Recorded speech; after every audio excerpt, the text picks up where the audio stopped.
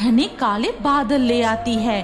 फिर काफी तेज मूसलाधार बारिश शुरू हो जाती है।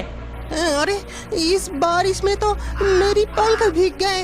अब तो मैं उड़कर भाग भी नहीं पाऊंगा। स्वर्ण जलपरी, ये लो, ये 2 फलों के बीज तुम अपने साथ ले जाओ और तुम्हारे जल राज्य के पास नदी किनारे इन बीजों को बो देना और इन्हीं से जादुई लीची और आम के पेड़ उगेंगे। लेकिन मेरी दी हुई शर्त कभी मत भूलना।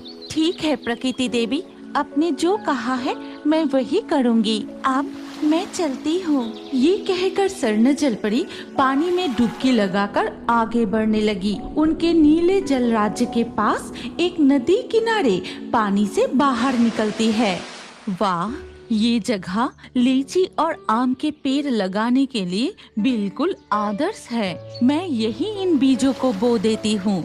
जलपरी नदी किनारे जाकर दोनों बीज मिट्टी में बो देती है। फिर वो नीले सागर राज्य में लौट जाती है। इसके बाद कई साल बीत जाते हैं। अब तक तो जादुई लीची और जादुई आम के पेड़ बड़े हो गए होंगे और उनमें फल आने का समय भी हो गया। चलो मैं अपने लीची के बाग में जाती हूँ।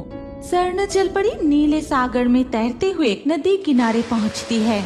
अरे वाह, लीची के पेड़ और आम के पेड़ में कितने सारे फल लगे हैं, कितने सुंदर लग रहे हैं। जलपरी के लीची के पेड़ में बहुत सारी लीचियाँ लगी थी।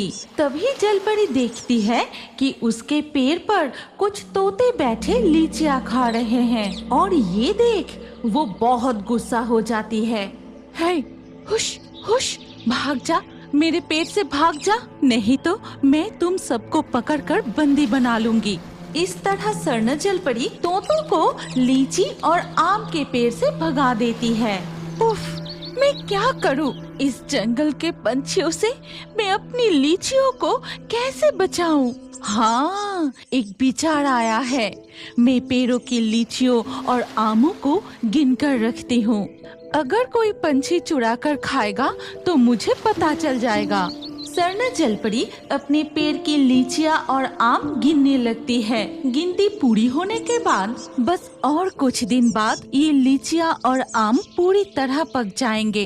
तब मैं इन्हें तोड़कर जल राज्य ले जाऊंगी। चलो, अब मुझे अपने जल राज्य लौटने का समय हो गया है। कल सुबह फिर आकर पहरा देना होगा। ये कहकर स्वर्ण जलपरी पानी में डुबकी लगाकर चली जाती है। तभी वहाँ से कालू कौवा उड़ता हुआ जा रहा था। अरे वाह, कितनी सारी लीचियाँ! जंगल में यहाँ ऐसे लीची और आम का बाग है, मैंने पहले कभी नहीं देखा। मैं जाकर लीची के पेड़ पर बैठता हूँ। कालू कौवा जाकर